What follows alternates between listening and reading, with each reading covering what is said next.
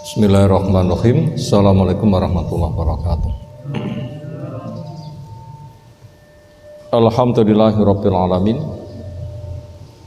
Walladzi arsala rasulahu bil huda wa dinil haq lidhirahu 'ala dini kullih. Wa kafa billahi syahida. Wa asyhadu an la ilaha illallah wahdahu la syarikalah.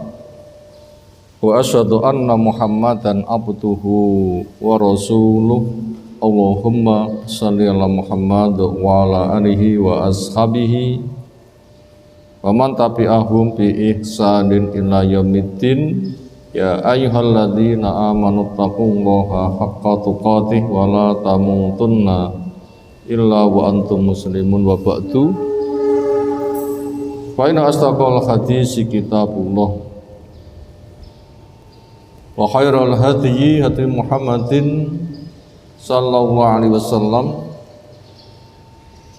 Syarrul umuri muhdatsatuha fa inna kulla muhdatsatin bid'ah wa kulla bid'atin dhalalah wa kulla dhalalatin finnar. Ayolah ikhwah akramana subhanahu wa ta'ala, setelah kita aturkan pujian sanjungan syukur kita semata untuk Allah Ta'ala yang teriring doa, salawat, salam semoga tercurah untuk Rasulnya Muhammad Sallallahu Alaihi Wasallam. Berikutnya materi taklim kita malam hari ini, temanya tentang berteman dengan orang baik.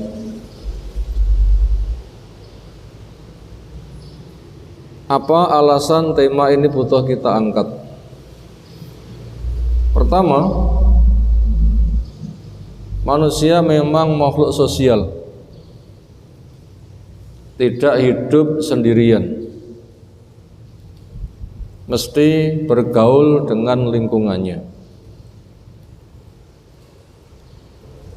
Nabi Adam ketika dicipta sendirian, Allah berikan pendamping, Hawa, berikan anak turun yang sangat banyak, sebagaimana awal surah An-Nisa Allah menjelaskan, yang dipanggil dengan ya ayyuhan nas ittaqu rabbakum alladzi khalaqakum min nafsin wahidah wa khalaqa minha zawjaha wa basa minhuma rijalan katsiran wa nisaa. Wahai manusia, sesungguhnya kami jadikan kalian dari diri yang satu, dan kami jadikan darinya pendampingnya, yang kami kembangkan dari keduanya anak turun laki perempuan yang sangat banyak. Yang pertama, alasan tema kita angkat, kenapa kita bergaul dengan orang baik. Pertama, karena kita makhluk sosial. Yang kedua, ketika orang bergaul, lingkungannya memberikan pengaruh. Orang bergaul, lingkungannya memberikan pengaruh. Sebagaimana juga dijelaskan oleh Nabi SAW, gambaran teman baik seperti apa, teman buruk seperti apa. Teman baik digambarkan apa? Penjual minyak wangi. Orang masuk ke standnya sudah mencium aroma wangi, bahkan mendapatkan hadiah, minimal promosi, minimal lewat saja sudah mendapatkan bau wangi. Apabila membeli malah mendapatkan yang lebih banyak, sehingga wangi akan berdampak wangi. Nah, itu kebaikan. Sementara teman yang buruk digambarkan pandai besi. Orang masuk sudah tercemar bau sangit, bahkan bisa ke percikan dari apinya, bahkan bila kebakaran malah bisa kemana-mana. Nah, sementara orang tidak mau menjadi buruk, maunya baik bertambah baik. Nah, inilah alasan kenapa kita butuh mencari teman yang baik. Adapun tujuannya, karena kita sebagai makhluk sosial punya kebutuhan tidak bisa mencukupi diri sendiri, akhirnya butuh untuk berta'awun. Maka apabila teman itu baik, sehingga mitra ta'awunnya nanti akan sukses. Kenapa kok begitu? Karena wa inna minal khulata la yabghi ba'dhum ala ba'din illal ladzina amanu wa 'amilus shalihati wa qalilum mahum. Sesungguhnya orang yang bersosial itu sebagiannya berkemungkinan menindas berbuat zalim pada sebagian yang lain, kecuali mereka yang beriman kepada mereka dan beramal soleh, tetapi jumlah mereka adalah sangat sedikit sekali. Nah, karena potensi bergaul itu adalah menzalimi, orang itu nggak mau jadi korban, sementara baik itu bertambah-tambah. Nah, tujuannya adalah supaya kebaikan yang ada bertambah-tambah. Maka mau tidak mau ketika orang bergaul harus mencari teman yang baik. Untuk menjelaskan hal ini ada beberapa dalil yang tersampai, beberapa ayat, hadis bersama syarahnya. Kalau dibaca di dalam judul berbahasa Arabnya adalah babu musahabati ahlil khair wa mujalasatihim wa mahabbatihim. Bab berteman dengan orang baik, dan bab menjelaskan bila butuh teman duduk, pilihlah orang-orang yang baik. Demikian juga mencintai mereka, sehingga nanti akan terjadi kerjasama, saling tolong, saling bantu. Karena Allah menjelaskan, lihatlah kita ba'dhum ala ba'din suhriyah, supaya terjadi kemitraan, kerjasama sebagian kamu dengan yang lainnya. Lihatlah kita ba'dhum ala ba'din suhriyah, terjadi mitra kerjasama. Jika Allah menandaskan wa ta'awanu 'alal birri wat taqwa wa la ta'awanu 'ala al ismi wal udwan, saling tolonglah kepada kebaikan dan jangan saling tolong di dalam dosa dan permusuhan. Itu dari judulnya ketika diarabkan adalah babu musahabati ahlil khair wa mujalasatihim wa mahabbatihim, bab berteman baik dengan orang baik, bersahabat dengan orang baik, menjadikan mereka sebagai teman duduk dan mencintai mereka. Pertama, nukilan sebuah ayat yang ada pada surah Al-Kahfi. Wa id qala Musa li fatah la abrahu hatta ablugha majal bahraini aw amdiya hukuba. Wa'id, dan ingatlah qala ketika berkata Musa, Nabi Musa alaihissalam, li fatah kepada teman yang membantunya, yaitu Yusha bin Nun. Siapa namanya? Yusha bin Nun. Apa katanya? La abrahu, saya tidak akan berhenti untuk menempuh perjalanan ini. Hatta ablugha, sehingga saya nanti sampai majmal bahraini, tempat ketemunya dua laut. Au amdiya hukuba, atau saya akan terus menempuh perjalanan walau berabad-abad. Ini kenapa kisahipun? Satu kesempatan Nabi Musa ditanya oleh umat, siapa orang yang paling berilmu? Apa jawab Nabi Musa? Saya. Lalu Allah menegur, bukan, ada orang yang lebih pandai daripada kamu. Nabi Musa kaget, terperanjat. Ya Allah, siapa dia orangnya? tunjukkan saya akan berguru kepadanya. Maka akhirnya Allah memberikan petunjuk, tempuh perjalanan, cari bekal. Bentuknya ikan laut, kamu wadai wadahnya, kamu tempuh perjalanan terus. Bila kamu nanti kehilangan ikan itu, berarti di situ nanti kamu akan ketemu. Akhirnya diambillah bekal, perjalanan dimulai. Tentunya tuntunan untuk kita ketika safar ada doanya. Napa doanya?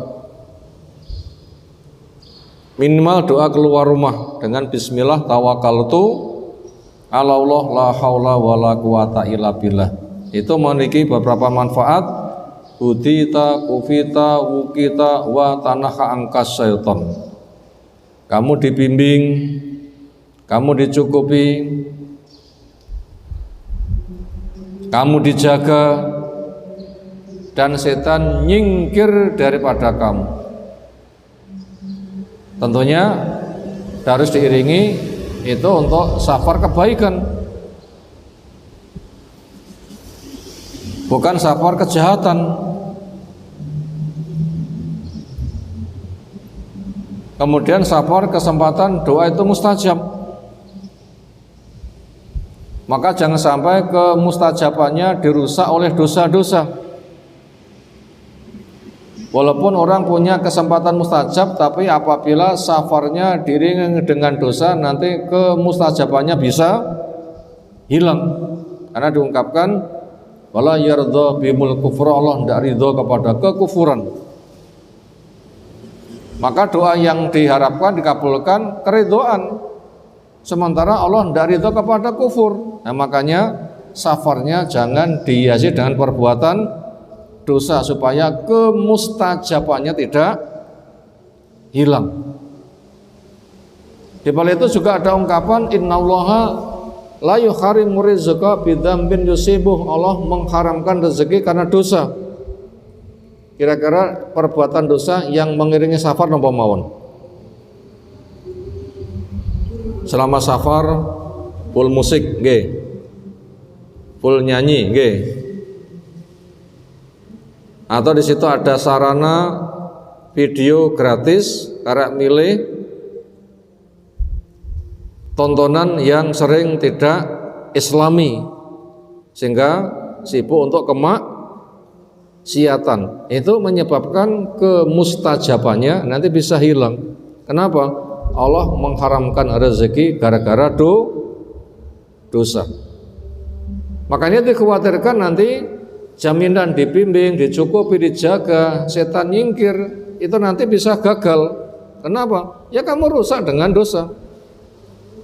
Karena kebaikan tidak boleh bersatu dengan keburukan. Kasus atau kisah, satu kesempatan Abu Bakar itu dimaki-maki orang.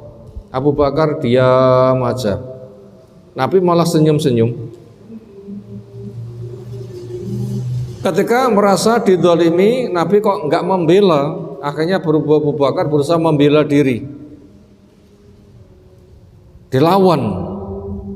Melihat itu ternyata Nabi murka dan marah pergi. Abu Bakar mengejar, kenapa engkau pergi, enggak membela saya? Saya dicaci maki, engkau malah senyum-senyum. Saya merasa tidak dibela, saya membela diri, engkau malah marah dan pergi. Apa jawaban Nabi SAW? Ketika kamu tadi diam, Allah sudah kirimkan malaikat untuk membela kamu. Makanya saya senyum-senyum. Tetapi ketika kamu membela diri jelek, kamu balas dengan kejelekan. Mestinya jelek dibalas dengan apa? Kebaikan, itu yang paling bagus. Walaupun dibalas yang semisal boleh dosa ditanggung oleh yang memulai, tetapi yang paling bagus lawan keburukan dengan kebaikan. Nah, ketika kamu tadi begitu, yang datang setan, malaikatnya pergi, saya juga melu pergi. Ini memberitahu kepada kita kebaikan bisa hilang gara-gara dicampur dengan apa? Keburukan. Segelas susu dicampur dengan racun, apa yang terjadi? Diminumkah atau dibuangkah? Ya buang, ya gitulah. Malaikat yang membela nggak mau bersanding dengan keburukan. Ini memberitahu kepada kita seperti itu.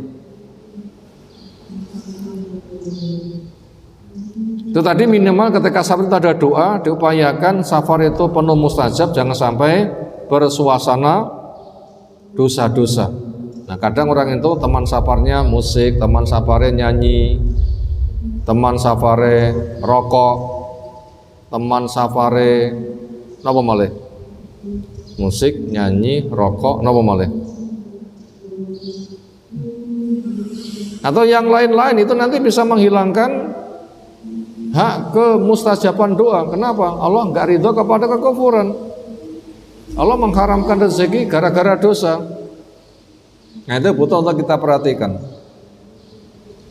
Nabi Musa ternyata menempuh perjalanan ditemani oleh temannya namanya Yusha bin Nun. Tentunya ada doa di atas yang telah kita sampaikan pensarahannya. Akhirnya ketika berada di pertemuan dua laut, itu ikan yang ada pada wadahnya, kepis bahasa gampangnya yang tradisional, itu kena percikan air laut, lalu Allah hidupkan, iwaknya mencolok. Air yang dilewati tetap membekas seperti lumpur dilewati cacing, membekas enggak? Ini keajaiban, itu termasuk tanda kenabian. Pantasnya banyu dilewati langsung hilang atau ada bekasnya? Ya air itu langsung hilang, tapi itu ada bekasnya. Waktu itu Yusha bin Nun tahu tapi mau melaporkannya lupa. Akhirnya perjalanan terus. Yang tidak pernah lelah Nabi Musa ketika melewati tempat tadi kok terasa lelah, sehingga berpesan atina ghoda'ana laqad lakina min safarina hadza nasoba. Coba bekalnya kamu suguhkan. Ternyata kita kok mengalami kelelahan. Begitu disiapkan, ditolak ke PC, isine kosong. Loh, lali. Mungkin gak tak atur nih. Akhirnya dilaporkan, bahasa gampangnya, maaf, ikannya hilang. Ketika kita singgah tadi, kena percikan air, Allah hidupkan, mencolot. Saya mau melaporkannya, saya terlupakan. Nabi Musa mengatakan, ya itulah yang kita cari. Akhirnya kembali, tadi lewat mana, akhirnya ketemu seseorang. Akhirnya disitulah ketemu dengan Nabi Khidir. Ketemu dengan Nabi Khidir. Apabila nggak ketemu, Nabi Musa mengatakan, saya akan jalan berabad-abad sampai ketemu. Dari ayat ini apa pelajarannya? Ketika kita butuh lingkungan yang baik, lalu mendengar di sebuah tempat ada orang baik, cobalah ditemui. Kita butuh teman baik, cari sana sini kok belum ketemu. Di sebuah tempat ada berita, di sana ada orang baik, carilah. Untuk apa? Ya pertama, ya memang kunjung cinta kepada kebaikan. Yang kedua mungkin butuh nasihat-nasihat, minta kepada orang baik, atau mungkin akan digalang kerjasama sehingga mitranya orang-orang baik, sehingga saling melengkapi, tidak saling jegal, saling menzalimi. Atau mungkin juga ada masalah butuh untuk konsultasi, nanti akan mendapatkan pencerahan dari berbagi pengalaman. Nah ternyata di situ Nabi Musa adalah ingin berguru. Makanya itu butuh untuk keluar dan dicari. Nah itu ke sana. Berikutnya nukilan ayat kedua. Qala lahu Musa, Nabi Musa matur kepada Khidir. Hal attabi'uka ala antu alimani mimma ulimta rusda. Bolehkah saya mengikuti Karena saya ingin belajar yang nanti engkau akan mengajarkan kepadaku ilmu yang Allah bimbingkan kepada kamu. Kita lihat kisahnya dulu. Ketemu pertama kali Nabi Musa langsung salam. Nabi Khidir kaget, loh kok ada salam? Siapa kamu? Dijawab, saya Musa. Musa Bani Israel, ya. Dijawab, iya. Terus kamu kesini ngapain? Jawabnya dikisahkan. Akhirnya dijelaskan tujuannya yang ada pada ayat ini. Untuk kau ajarkan kepadaku ilmu yang kau telah diajari. Karena saya ditanya oleh umat siapa orang yang paling berilmu, saya jawabnya saya. Allah menegur ada orang yang lebih berilmu daripada kamu. Akhirnya saya punya azam, punya niat untuk mencari dan berguru kepadanya. Tandanya adalah orang itu akan kamu jumpai di pertemuan dua laut, ternyata engkau adalah orangnya. Akhirnya Nabi Khidir mengatakan, cara penyampaian ilmu yang Allah berikan kepada saya dengan kamu itu beda. Kayaknya kamu tidak bisa sabar. Kata Nabi Musa, karena azamnya kuat, insya Allah saya sabar.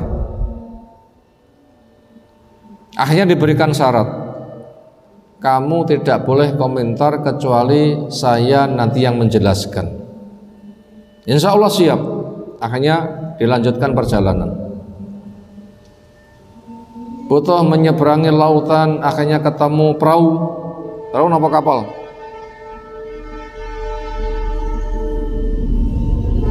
Akhirnya kenal dan mendapatkan tumpangan tidak bayar.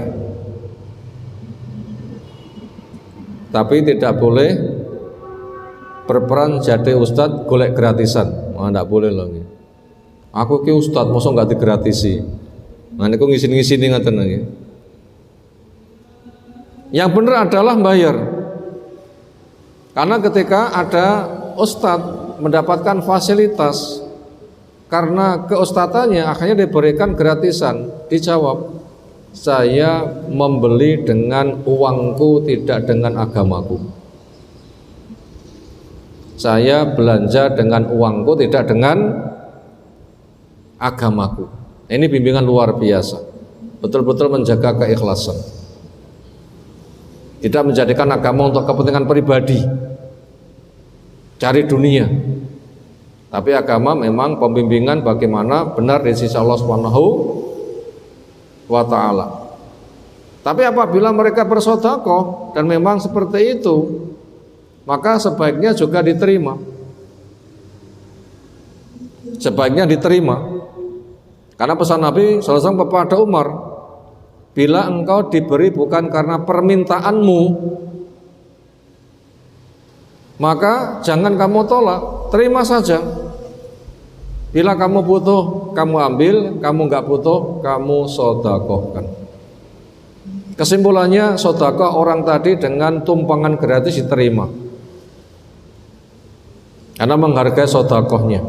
Dan sedekah tidak akan mengurangi harta, justru Allah menjamin mendapatkan pengganti. Disitulah ada peristiwa, ternyata kapalnya dirusak oleh Nabi Khidir. Akhirnya Nabi Musa protes, loh kenapa dirusak? Pemiliknya sudah memberikan tumpangan gratis, ternyata kok malah merusak kapalnya. Apa kata Khidir? Tadi pesanku apa? Bila saya tidak menjelaskan, kamu jangan tanya. Akhirnya dia minta maaf. Jangan kau tuntut saya, hukum saya bila saya lupa. Akhirnya perjalanan dilanjutkan. Ketika berjalan menyisiri pantai, ada anak-anak bermain-main, salah satunya dipegang dan dibunuh. Nabi Musa protes lagi. Loh, dosanya apa? Casire tak pateni. Apa kata Nabi Khidir? Tenan toh, awakmu enggak sabar. Jangan berkomentar apabila saya belum menjelaskan. Oh, maaf saya. Nanti bila saya lupa tanya lagi, mungkin itulah masa perpisahan kita. Akhirnya berjalan. Masuk ke perkampungan. Musafir punya hak mendapatkan bantuan. Ternyata penduduk setempat nggak ada yang mau dimampiri. Akhirnya perjalanan terus, ada sebuah rumah hampir roboh. Nabi Khidir mengajak Nabi Musa, yuk ditandani. Nabi Musa berpikir, mestinya kalau kita itu butuh bekal, musafir punya hak diterima sebagai tamu. Ketika kita tidak mendapatkan hak, sementara kita butuh, bila kita butuh bekerja, ya pada sesuatu yang ada tuannya kita bekerja, nanti ada yang bayari. Lalu mah roboh kita benahi berdana sing bayari sopo. Rong dadani wis kesel, kerja tambah kesel. Apa kata Nabi Khidir? Inilah waktu perpisahan antaraku dan antara kamu. Ternyata kamu juga tidak sabar. Ojo tekon lek rong tak jelas nih. Saya begini, memang inilah sistem ilmu yang Allah berikan kepada saya, nggak sama dengan kamu. Kalau kamu dijelaskan ilmunya dulu, siapa yang taat dapat penghargaan, siapa yang melanggar dapat hukuman. Kalau saya nggak seperti itu.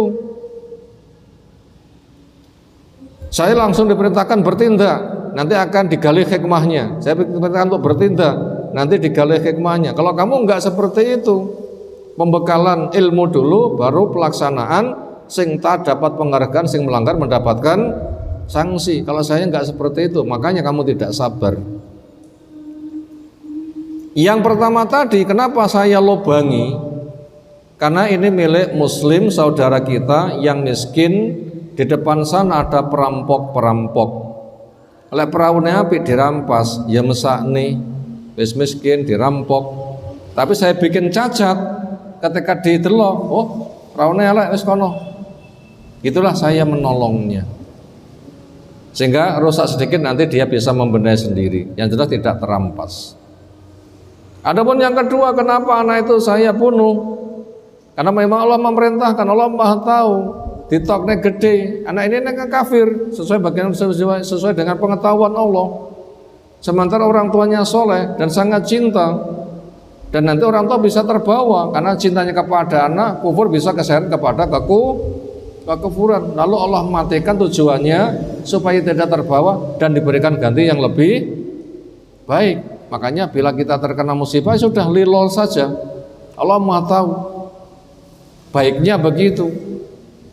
Lalu berdoa, Allahumma ajurni fi musibati walili khairon minha. Ya Allah, beri saya pahala di musibah ini dan gantinya lebih baik. Lalu yang ketiga, itu milik anak yatim yang orang tuanya soleh, yang sedang ada di kota.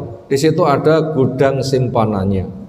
Saya bangun, rumahnya terjaga. Nanti bila pulang, hartanya terjaga, bisa menjadi pembekalannya. Oh, bano ngono toh. Itu sekilas perjalanan Nabi siapa? Nabi Musa. Makanya butuh cari teman yang baik, ahli ilmu. Tujuannya banyak, termasuk untuk cari ilmu, termasuk curhat, termasuk Nabi Musa untuk cari ilmu. Makanya ilmu butuh dicari, makanya butuh lingkungan yang baik. Berikutnya nukilan firman Allah, wasbir nafsaka ma'al ladina yad'una rabbahum bil ghadati wal 'asyi yuriduna wajhah. Dan sabarkan dirimu bersama orang yang mereka selalu berdoa kepada Allah pagi maupun sore yang mengharapkan wajah Allah. Artinya apa? Membimbing kepada kita, bila berteman carilah orang yang soleh.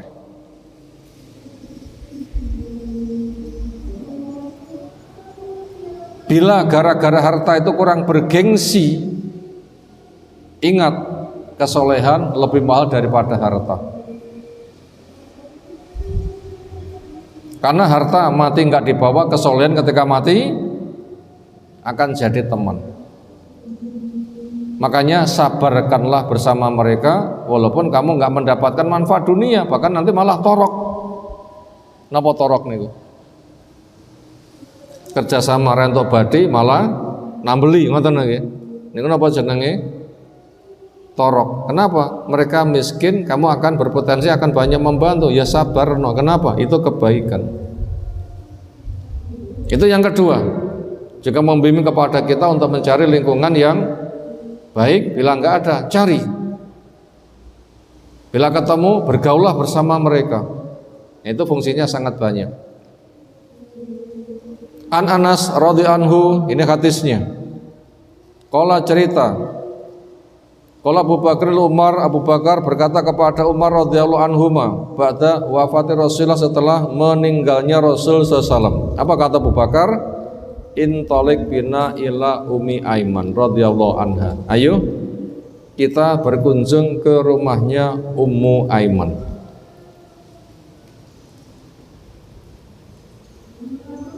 Nazuruha, kita kunjungi beliau.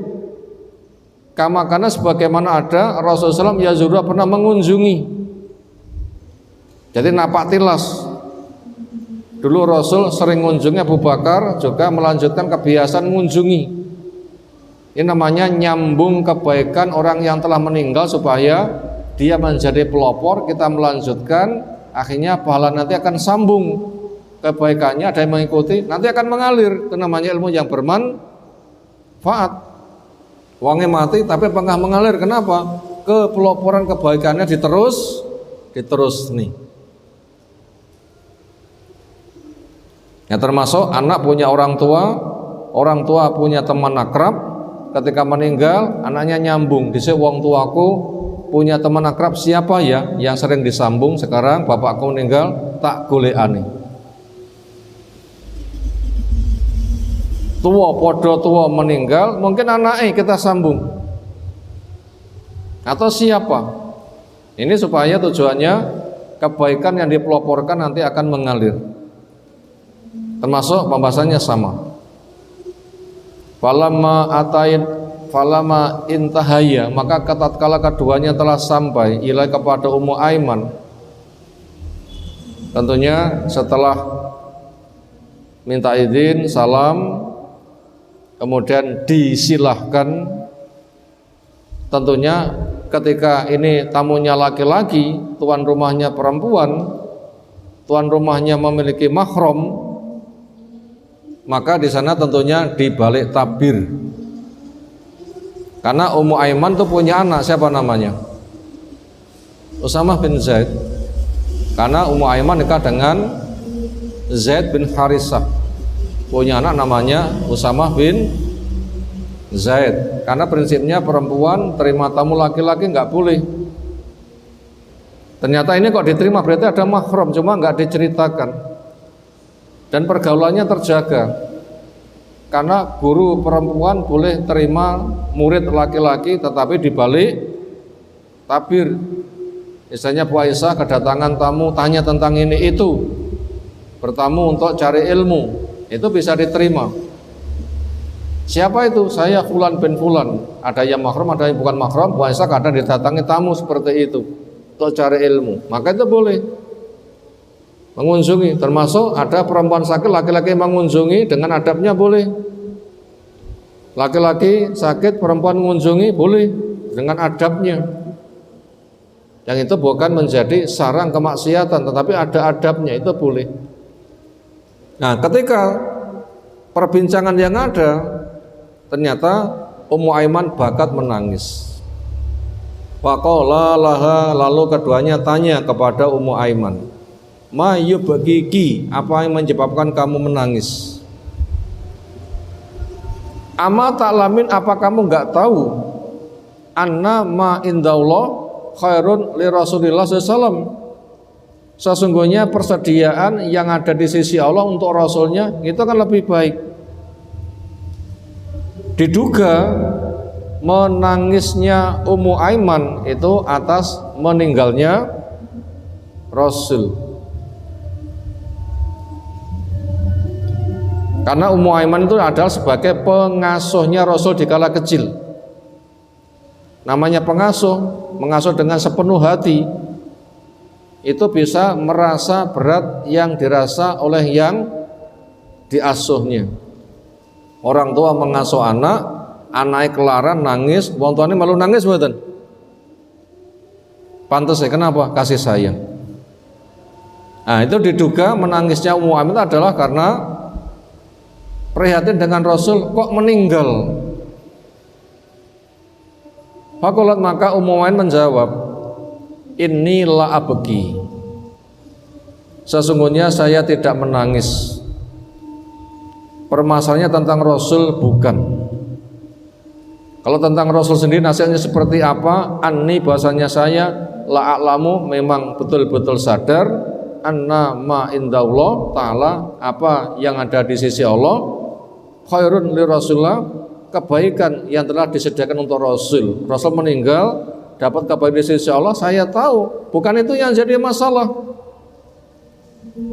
Walakin akan tetapi abukin nangisku, permasalahannya adalah annal wahya qatin qata'a, yang kutangisi adalah wahyu telah putus. Napa masalahnya? Minas sama yang datang dari langit. Napa wahyu putus kok ditangisi? Bukan protes kenapa putus, tetapi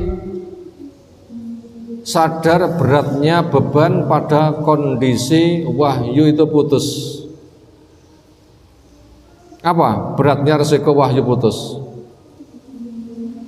Kemaksiatan yang semula di masa wahyu itu terkendali, maksiat konangan wahyu dibongkar, maksiat konangan wahyu dibongkar, maksiat konangan wahyu dibongkar. Sering kan seperti itu? Orang munafik membuat ulah turun wahyu, orang munafik bikin ulah turun wahyu, gitu kan? Nah sekarang ketika wahyu putus, orang yang bikin ulah, gimana kontrolnya?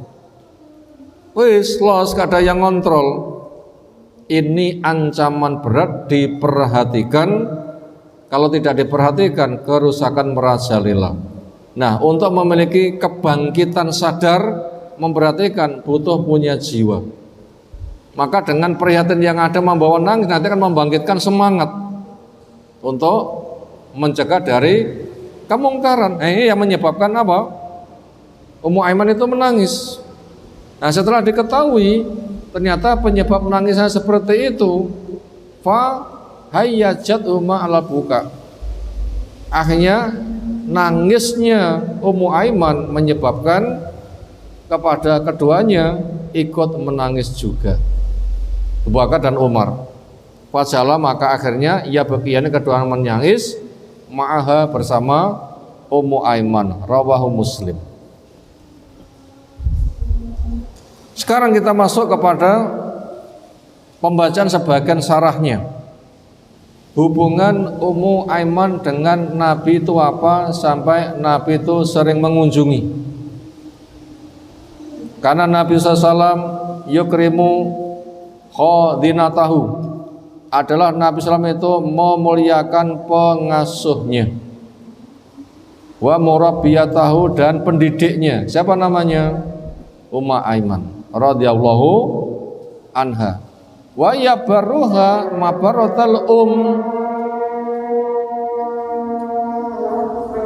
Ada adzan, jeda dulu, mau diadzani dulu boleh, nanti setelah adzan kita lanjutkan, kita jeda sejenak. Walhamdulillahirabbil alamin.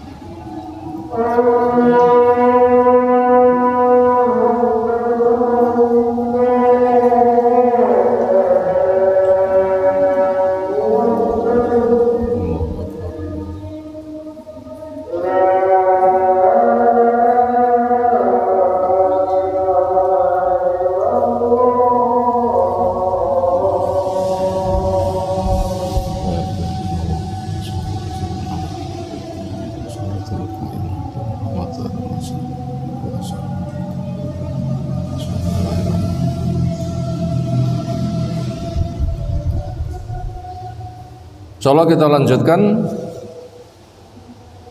tentang siapa Ummu Aiman. Ternyata pengasuh dan pendidiknya Nabi SAW dikala kecil. Maka sikap Nabi SAW berbuat baik kepada pendidiknya, pengasuhnya, bagaikan anak berbuat baik kepada ibunya. Ya barruha mabarotal Beliau salam berbuat baik kepada Ummu Aiman sebagaimana anak berbuat baik kepada siapa? Ibunya. Wa yutsiru min ziyaratiha, dan Nabi mempersering untuk mengunjunginya. Ini merupakan bimbingan kepada kita bila kita memiliki hubungan baik dengan orang, punya jasa besar dengan kita, maka supaya selalu disambung dan disambung sebagaimana Nabi SAW berbuat baik kepada siapa? Ummu Aiman. Nah itu macam-macam itu kasusnya. Pokoknya itu ada ikatan hati, ikatan batin, hubungan baik, termasuk konco akrab. Maka itu butuh untuk disambung. Wa kana sallallahu alaihi wasallam indaha kalau walad, di depan Ummu Aiman itu seperti kedudukannya anak. Wa ba'da wafatin Nabi SAW, setelah Nabi SAW itu meninggal, akramaha, memuliakan kepada Ummu Aiman al-khulafa ar-rasyidun, yaitu para khalifah Abu Bakar, Umar, Utsman, Ali, wa sahabatu al-kiram, dan para sahabat yang mulia.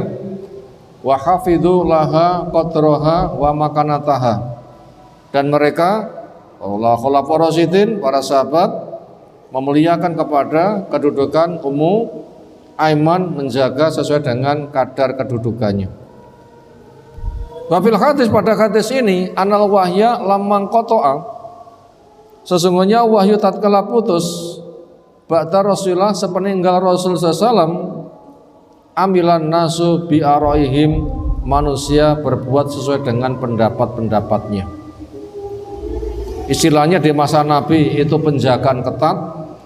Ketika Nabi tidak ada, wong mlaku sakarepe dewi, terutama orang-orang munafik. Dan itu sudah diwaspadakan oleh Nabi SAW. Apa itu pesannya? Man ya'is minkum ba'di fasayara ikhtilafan katsara. Siapa di antara kamu hidup sepeninggal saya, nanti melihat perselisihan. Ternyata itu terbukti. Beliau meninggal, kelompok maksiat itu bagaikan jamur yang tumbuh di musim hujan. Sampai nabi palsu berapa jumlahnya? 30. Dulu Yahudi jadi 71, gitu pecahnya. Nasara 72, umat ini malah 73. Itulah ujian yang diberikan. Sekaligus diberikan solusi bagaimana aman dari fitnah, yaitu iktisam kepada sunnah Nabi SAW bersama khulafa rasyidin, dan dijauhi bid'ah-bid'ah. Itu jalan keselamatannya.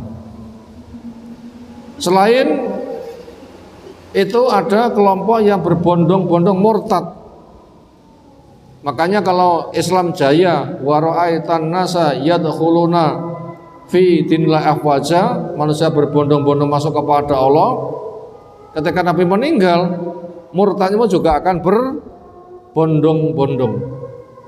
Maka itu menjadi garapan Abu Bakar di masanya.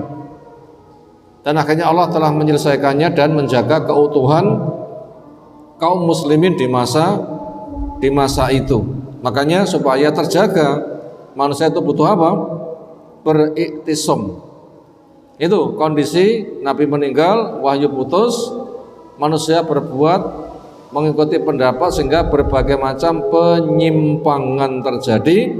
Fakhtalafat, maka beraneka ragam madzahibuhum, prinsip mereka.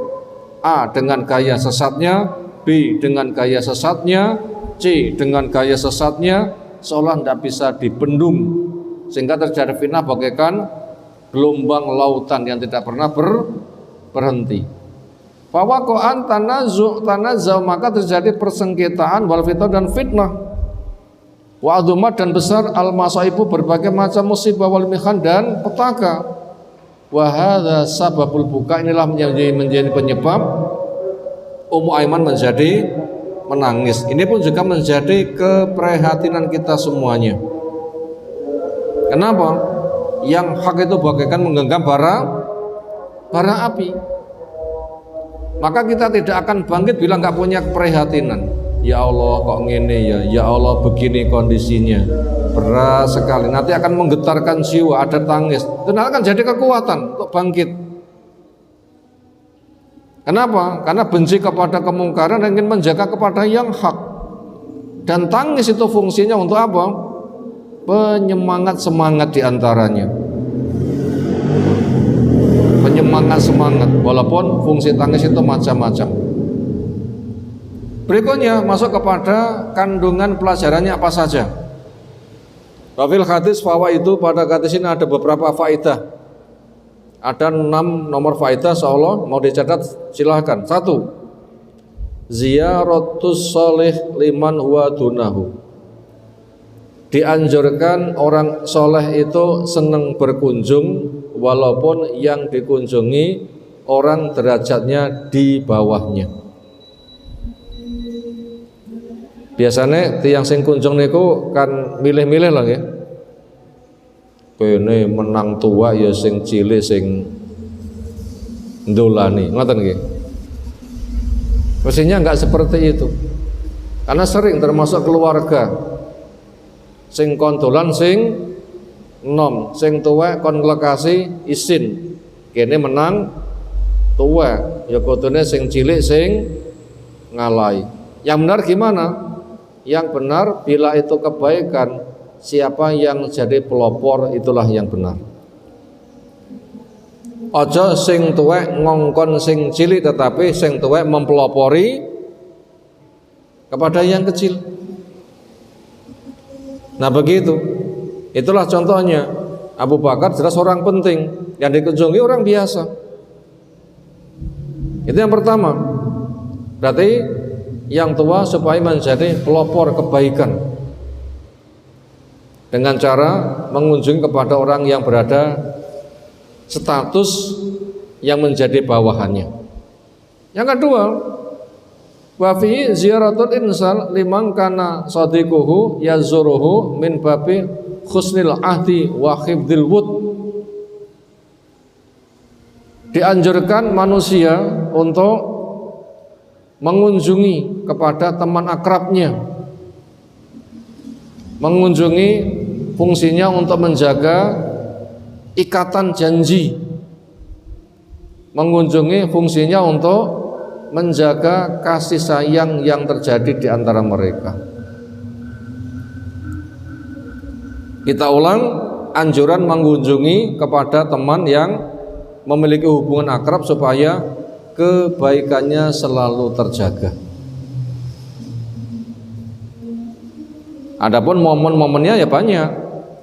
Momen pas longgar, momen hari raya, mumpung orang-orang itu ada di rumah, dulu memiliki kenangan, kira-kira sekarang ada, kita jaga hubungan kebaikan, rasa kasih sayang.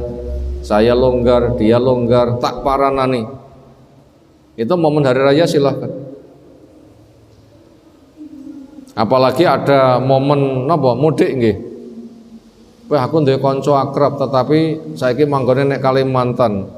Lek sengaja dolen yang Kalimantan kathah mboten dianane. Nah, ini mumpung ada potensi biasanya setiap hari raya pulang tak paranane. Memanfaatkan momen boleh-boleh saja. Intisarinya adalah menjaga keakraban di antara teman akrabnya. Yang nomor 3, al-buka'u hazanan ala faqdil ilmi. Boleh orang itu susah ketika ilmu itu hilang. Artinya apa? Anjuran memiliki rasa prihatin ketika kemaksiatan merajalela. Anjuran memiliki rasa prihatin ketika kemaksiatan merajalela. Termasuk bentuk prihatinnya sampai nangis. Kemaksiatan merajalela ditangisi, Apa fungsi nangis di situ? Prihatin, enggak lilo memakan korban, nanti bangkit untuk merubahnya. Yang keempat, al-buka'u lingkital wahyi anazil minas sama. Boleh menangis karena wahyu sudah putus turunnya dari langit. Berarti wahyu putus ditangisi boleh. Untuk apa? Nangisi putusnya wahyu. Karena prihatin kemaksiatan merajalela. Karena prihatin kemaksiatan merajalela. Dulu wahyu masih turun, kemaksiatan terkendali. Sekarang ketika wahyu sudah putus, kemaksiatan tidak terkendali, itu ditangisi boleh. Tujuannya apa? Tidak rela, khawatir bahaya, nanti akan mendorong semangat untuk merubah. Yang kelima, annal insan qad yahiju lahul buka bi bukai akhi wala yakunu dzalika naqisan min ikhlasihi. Ada potensi manusia ketika koncone nangis melu nangis, maka ikut nangisnya di sini itu tidak mengurangi keikhlasannya. Maknanya apa? Kono dapat musibah kene prihatin. Prihatinnya sini itu ternyata terbukti dengan adanya tangis. Apa urusannya dengan ikhlas? Urusannya dengan ikhlas ialah mukmin itu bersaudara. Derita sana juga derita sini, senang sana juga senang sini, karena mukmin mencintai saudara berarti mencintai diri sendiri. Bentuk perwujudan keimanannya, dia itu nangis itu melu nangis. Lah nangisnya di sini konangan wong. Ini tidak mengurangi keikhlasannya. Kenapa? Pertama, ya kena timpet. Yang kedua, memang itu dorongan dari hati yang ada hubungan batin yang sangat kuat. Dan ternyata tangis yang ada bukan tangis yang dibikin-bikin nanti biar dianggap sebagai orang yang memiliki kesetiaan kawan, bukan itu, tapi nangis yang terbawa karena memiliki hubungan batin. Maka terbawa nangis saya begitu tidak mengurangi apa? Keikhlasan seseorang. Yang keenam, wa fi istisqabur rajul li sahbihi fi ziyarah wal iyatah wa nahfiha. Maka termasuk perbuatan yang dianjurkan supaya ketika orang itu memiliki teman baik, maka supaya berkunjung dan menjenguknya. Untuk apa? Menjaga keakraban di antara mereka, sehingga kebaikan yang mereka bangun nanti akan bisa bermata rantai kepada langkah berikut dan berikutnya. Demikian materi yang kita sampaikan di kesempatan malam hari ini. Temanya tentang kita butuh berteman baik dengan orang yang baik, yang itu semua supaya membawa kebaikan kita untuk berkesinambungan. Salah tema lain bisa kita kaji di waktu yang lain. Semoga apa yang telah kita kaji Allah berikan ilmu bermanfaat untuk kita semuanya. Ada tanggapan, disilakan.